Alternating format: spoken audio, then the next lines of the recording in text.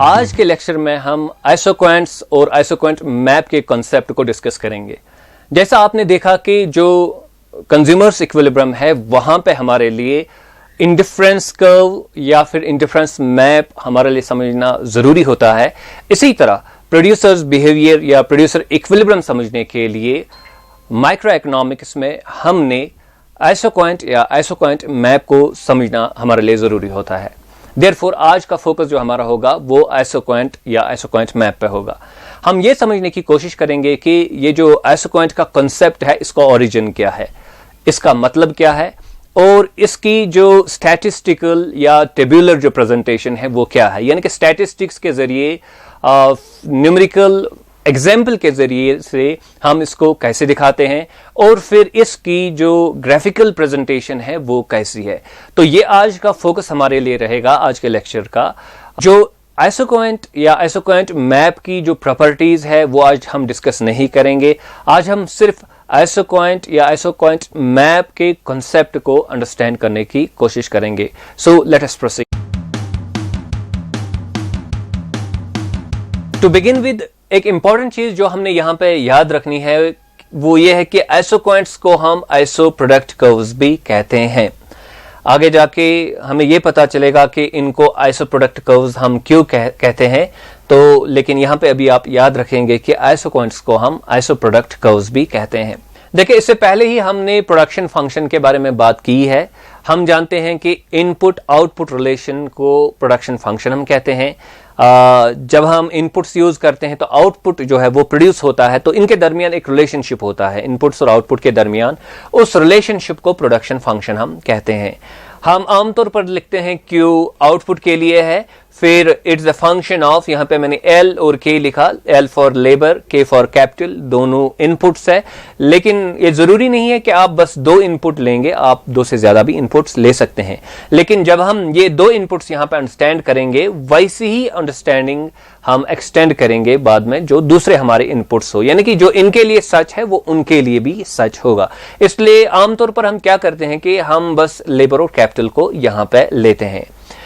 अब देखिए, ये हमारी प्रोडक्शन फंक्शन है। प्रोडक्शन फंक्शंस हमारे लिए जब उनकी टाइप्स हम देखते हैं तो हमारे पास दो टाइप्स ऑफ प्रोडक्शन फंक्शन है।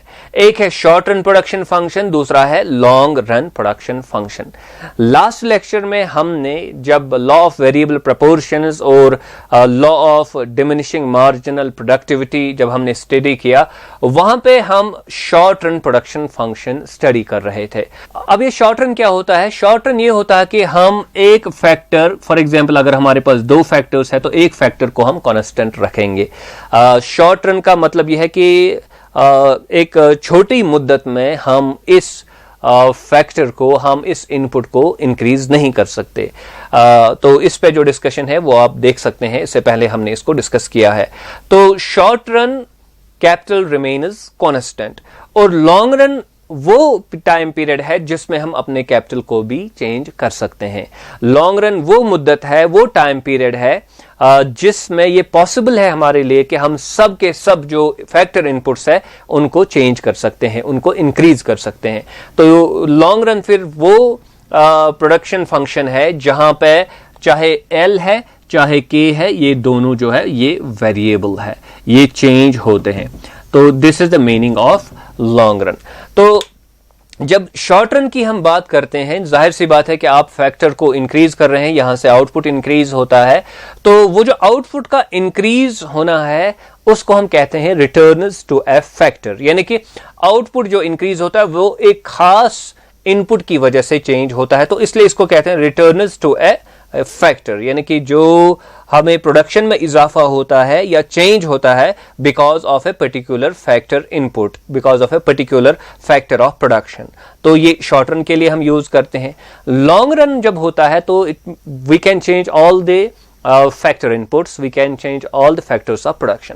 तो अभी आपके पास दो फैक्टर्स ऑफ प्रोडक्शन है, दो इनपुट्स है लेबर और कैपिटल। तो लॉन्ग रन में आप इनको चेंज कर सकते हैं।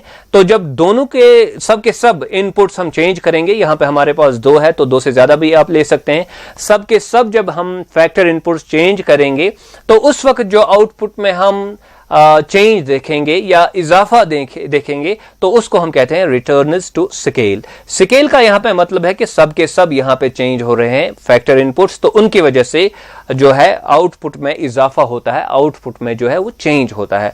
तो इसलिए शॉर्ट रन के लिए हम करते हैं इस्तेमाल रिटर्न्स टू ए फैक्टर, और यहां पे लॉन्ग रन में रिटर्न्स टू ए स्केल। यहां पे आप लेबर यूजुअली इंक्रीज करते हैं तो आपका आउटपुट इंक्रीज हो जाता है, लेकिन यहां पे आप लेबर भी इंक्रीज करेंगे, कैपिटल भी आप यहां पे इंक्रीज करेंगे। तो यहां तक ये बात जाहिर सी बात है, ये आसान है।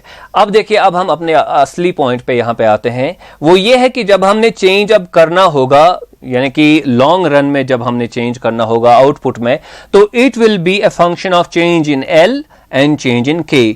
तो एल है लेबर के लिए, के है कैपिटल के लिए। यानी कि अभी आपने लेबर भी चेंज करना है, कैपिटल भी चेंज करना है, या आपके लिए पॉसिबल है कि आप लेबर भी चेंज कर सकते हैं, कैपिटल भी चेंज कर सकते हैं।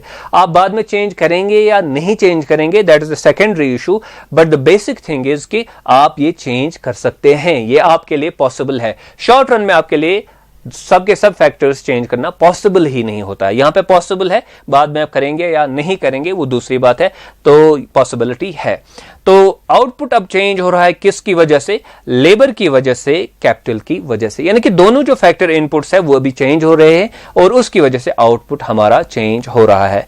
तो ये जो रिटर्न्स टू स्केल वाला मसला है, जहां पे हम लेबर भी चेंज कर सकते हैं, कैपिटल भी चेंज कर सकते हैं आउटपुट को इंक्रीज करने के लिए, आउटपुट चेंज करने के लिए, यहां पे क्या होता है कि यहां पे हमारे पास काफी सारी पॉसिबिलिटीज होती है लेबर और कैपिटल के कॉम्बिनेशंस की। यानी कि ये डिफरेंट कॉम्बिनेशंस हम बना सकते हैं लेबर और कैपिटल की, जिसकी वजह से हमारा आउटपुट जो है वो चेंज होगा।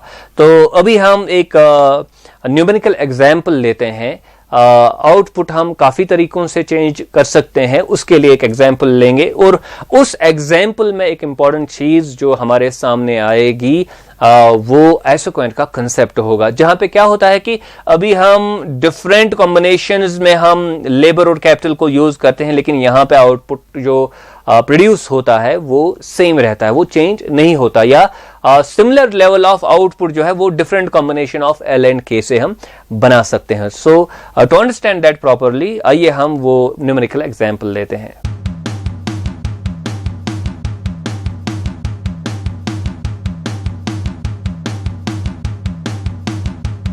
यहां पे मैंने एक एग्जाम्पल ली, न्यूमेरिकल एग्जाम्पल ली, ये समझने के लिए कि जो एसोक्वेंट्स है उसका मतलब क्या है। तो अभी हमने क्या करना है कि हमने लेबर और कैपिटल को चेंज करना है, और जाहिर सी बात है जब आप लेबर और कैपिटल को चेंज करेंगे तो आउटपुट चेंज होगा। तो हम वो पॉसिबिलिटीज देखते हैं कि हम किस किस तरीके से लेबर और कैपिटल को चेंज कर सकते हैं और कौन कौन से अमाउंट्स ऑफ आउटपुट उन कॉम्बिनेशन से बन सकते हैं। So that is our focus here. तो यहां से हमारा कैपिटल है, यानी कि 1 कैपिटल 2 3 4 5, तो 5 हमने मैक्सिमम यहां पे लिया। अब आप जो है 5 से ज्यादा भी जा सकते हैं। तो इसी तरह यहां पे हमने लेबर लिया 1 2 3 4 5, तो 5 हमने लेबर जो है यूनिट्स एम्प्लॉय के, इन जब मैक्सिमम हम करेंगे तो 5 है, वरना 4 3 2 1। ओके, तो अभी हमारे डिफरेंट कॉम्बिनेशंस है। तो फॉर एग्जांपल हमारी एक कॉम्बिनेशन है 1:1, यानी कि हम 1 लेबर यूज करते हैं, 1 कैपिटल यूज करते हैं। तो हमारे लिए जो आउटपुट बनता है एक खास प्रोडक्ट का वो है 20 यूनिट्स। यानी जब हम एक लेबर और एक कैपिटल को एम्प्लॉय करते हैं, 20 यूनिट्स ऑफ आउटपुट जो है वो प्रोड्यूस हो जाते हैं। इसी तरह अभी हम लेंगे 1 labour and 2 capital, 1 labour and 3 capital, 1 labour and 4 capital, 1 labour and 5 capital. तो आप यहां पे देख सकते हैं कि एक लेबर के अगेंस्ट हमारे पास डिफरेंट कॉम्बिनेशंस में हम कैपिटल ले सकते हैं, हम 1 भी लेंगे, 2 ले सकते हैं, 3 4 और 5 ले सकते हैं। यानी कि हमारे पास 5 पॉसिबिलिटीज है एक लेबर के साथ कैपिटल कंबाइन करने की। तो ये डिफरेंट कॉम्बिनेशन है, हम इसको कहेंगे 1:1, इसको कहेंगे 1:2, 1:3, 1:4, 1:5, अगर हम लेबर और कैपिटल का रेशो जो है वो कंपेयर करें। तो ये हमारे कॉम्बिनेशंस ऑफ इनपुट्स है और ये हमारे आउटपुट्स बनते हैं। जब आप एक लेबर एक कैपिटल यूज करेंगे तो 20 units, 1 labour 2 capital 40 units, 1 labour 3 capital 55 units, so on and so fourth. तो इसी तरह अगर आप 2 लेबर यूज करेंगे, या ऐसे आप देखिए 1 आप कैपिटल यूज कर रहे हैं तो आप यहाँ पे 1 लेबर यूज कर रहे हैं तो 20 यूनिट्स आपका आउटपुट बनता है। तो आप ये भी कर सकते हैं कि 1 कैपिटल के साथ 2 लेबर आप एम्प्लॉय करेंगे, 1 कैपिटल के साथ 3 लेबर आप एम्प्लॉय करेंगे, 1 कैपिटल के साथ 4 या 5 लेबर जो है वो आप एम्प्लॉय करेंगे, राइट। तो ये डिफरेंट पॉसिबिलिटीज है, ये तो कॉम्बिनेशंस है यहां से, लेकिन ये जो है ये आउटपुट की जो है वो क्या आउटपुट प्रोड्यूस होगा जब आप different combinations of inputs use करेंगे, तो ये वो आउटपुट यहां पे है। तो इसी तरह फॉर एग्जांपल अगर आप 3 यूनिट्स ऑफ कैपिटल यूज कर रहे हैं और यहां पे 3 यूनिट्स ऑफ लेबर यूज कर रहे हैं, यानी कि आप अपना रेशो लेबर और कैपिटल के लिए 3:3 रख रहे हैं, तो आपका आउटपुट बनता है कितना, 90। अगर आप 5 लेबर और 5 कैपिटल एम्प्लॉय करेंगे तो 5 लेबर एंड 5 कैपिटल, तो यहां पे आप आएंगे तो 120 यूनिट्स आपका आउटपुट बनेगा। तो ये डिफरेंट पॉसिबिलिटीज है कॉम्बिनेशंस ऑफ इनपुट्स, और उन इनपुट कॉम्बिनेशंस में कौन कौन से आउटपुट हमारे लिए बन सकते हैं, तो वो यहां पे सारी कॉम्बिनेशंस हमारे पास है, इनपुट्स की कॉम्बिनेशंस, और उन इनपुट्स के जरिए कौन से आउटपुट हमारे लिए कितनी अमाउंट के आउटपुट हमारे लिए बनेंगे, वो सब चीजें यहां पे दिखाई हुई है। अब आप एक इंपॉर्टेंट चीज यहां पे देखिए, 1 यूनिट ऑफ कैपिटल आप यूज कर रहे हैं और आप 5 यूनिट्स ऑफ लेबर यूज कर रहे हैं। विद 1 यूनिट कैपिटल आप कितना लेबर यूज कर रहे हैं, 5 यूनिट्स, तो आपका आउटपुट कितना बनता है, 75, राइट। तो अभी आप देखिए आपका आउटपुट यहां पे 75 बनता है। क्या 75 आउटपुट सिर्फ वहीं बनता है या और भी कहीं पे ये बनता है? तो अगर आप देखेंगे दूसरे इस कॉलम में आप देख रहे हैं कि यहां भी हमारा 75 है।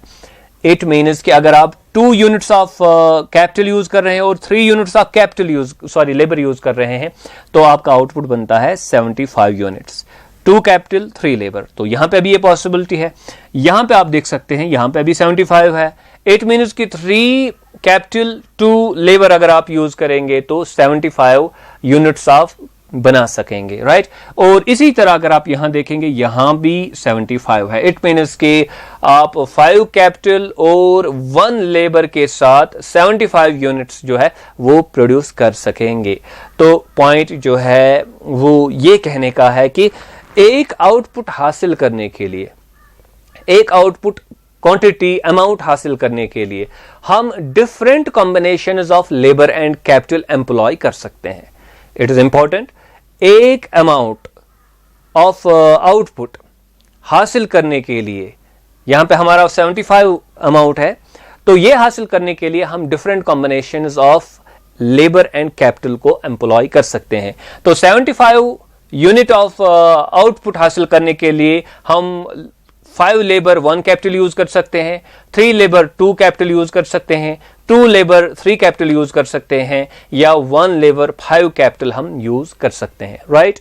ये जो हमारा डेटा यहां पे है, न्यूमेरिकल एग्जाम्पल जो यहां पे है, हम इसको एक ग्राफ में भी दिखा सकते हैं, राइट। एक ग्राफ में भी दिखा सकते हैं। ग्राफ में हमें क्या दिखाना है, बुनियादी तौर पर हम लेबर दिखाते हैं एक एक्सिस पे, एक एक्सिस पे हम कैपिटल दिखाते हैं। 2 ही चीजें हम दिखा सकते हैं, 2 से ज्यादा चीजें। नॉर्मल जो XY प्लेन है, 2 डायमेंशनल प्लेन है, जैसे कि ये बोर्ड है आपके सामने, तो 2 ही आप जो है डायमेंशन दिखा सकते हैं, 2 ही एक्सिस आपके पास हैं। तो हम लेबर लेते हैं, हम कैपिटल लेते हैं, राइट। और फिर क्या होता है कि हम एक कर्व ड्रॉ करते हैं, हम एक कर्व ड्रॉ करते हैं। वो कर्व कहां से जाती है, वो 5 1 यानी कि 5 लेबर 1 कैपिटल से गुजरेगी, वो 3 लेबर 2 कैपिटल से गुजरेगी, वो 2 लेबर 3 कैपिटल से गुजरेगी, वो 1 लेबर 5 कैपिटल से गुजरेगी। यानी ये डिफरेंट पॉइंट्स होंगे XY प्लेन पे जो अभी हम दिखाएंगे, जहां से ये कर्व गुजरेगी। लेकिन इस कर्व की खुसूसियत क्या है? इस कर्व की खुसूसियत ये है कि ये डिफरेंट कॉम्बिनेशंस दिखाती है लेबर की और कैपिटल की, लेबर एंड कैपिटल की डिफरेंट कॉम्बिनेशंस दिखाती है, राइट। वो कॉम्बिनेशन जो बुनियादी तौर पर एक ही आउटपुट लेवल बनाती है, जो एक ही आउटपुट लेवल को रिप्रेजेंट करती है। जैसे कि अभी आप दिखाएंगे 5 and 1, तो आउटपुट कितना बनेगा, 75। वहां पे आपको 75 आपका आउटपुट होगा। फिर दिखाएंगे आप 3 and 2, तो आउटपुट फिर कितना होगा, फिर तो आउटपुट होगा 75। फिर आप दिखाएंगे 2 and 3, आउटपुट कितना होगा, फिर ये 75 होगा। 1 and 5 आउटपुट कितना होगा, जो आउटपुट होगा वो 75 होगा। इट मीन्स कि आपकी combinations of X and Y तो चेंज हो रही है या लेबर एंड कैपिटल तो चेंज हो रही है, लेकिन आपका आउटपुट जो है वो कांस्टेंट रहता है, वो चेंज नहीं होता। वो कर्व जो हमें सेम लेवल ऑफ आउटपुट दिखाती है लेकिन with different combinations of labour and capital, वो कर्व जो हमें सेम लेवल ऑफ आउटपुट दिखाती है लेकिन with different combinations of labour and capital, उसको हम आइसोक्वांट कर्व कहते हैं, उसको हम आइसोक्वांट कहते हैं, उसको हम आइसोक्वांट कहते हैं। और उसको हम आइसो प्रोडक्ट कर्व भी कहते हैं। उसको हम आइसो प्रोडक्ट कर्व क्यों कहते हैं? क्योंकि प्रोडक्शन का लेवल जो है, अमाउंट जो है वो सेम रहता है, वो अलोंग दैट वेरी कर्व वो चेंज नहीं होगा। तो ये चीज हम यहां से भी डिफाइन कर सकते हैं, यहां भी समझ सकते हैं, लेकिन अभी हम इसको, चूंकि ये आइसोक्वांट बुनियादी तौर पर एक कर्व है, तो इसको प्रॉपरली समझने के लिए हम एक कर्व बनाते हैं। तो अभी हम देखते हैं कि वो हम कैसे ड्रॉ करेंगे।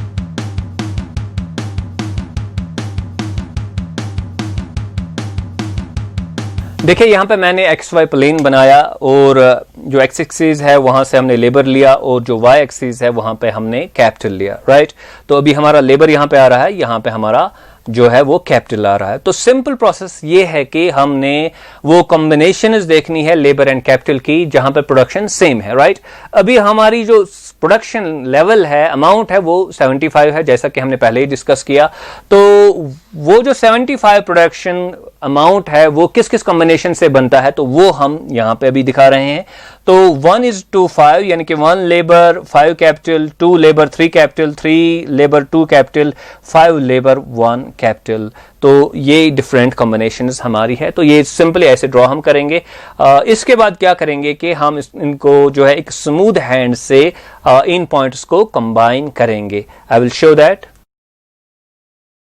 तो यहां पर मैंने इनको कंबाइन किया, तो ये हमारे 5 पॉइंट्स है जिनको हमने यहां पे कनेक्ट किया।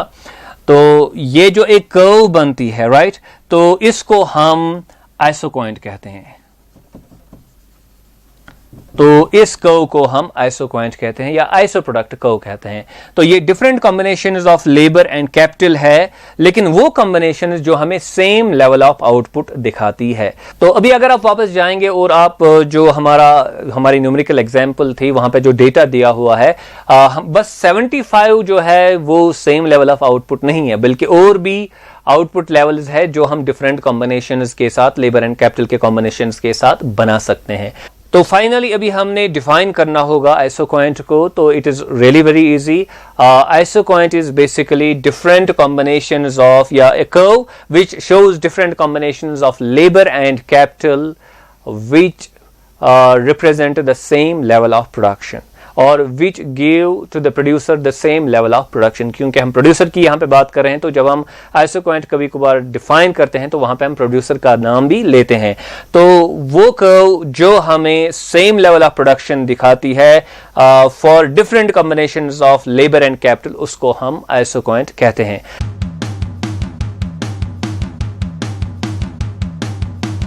जिस तरह ये आइसोक्वांट हमने दिखाया, कर्व दिखाई, आइसो प्रोडक्ट कर्व दिखाई, इसी तरह जो डिफरेंट लेवल्स ऑफ आउटपुट है उनके लिए हम different combinations of L and के जो है वो एम्प्लॉय कर सकते हैं। जिस तरह इसके लिए हमने different combinations of L and के एम्प्लॉय हमने की, लेबर एंड कैपिटल हमने एम्प्लॉय की।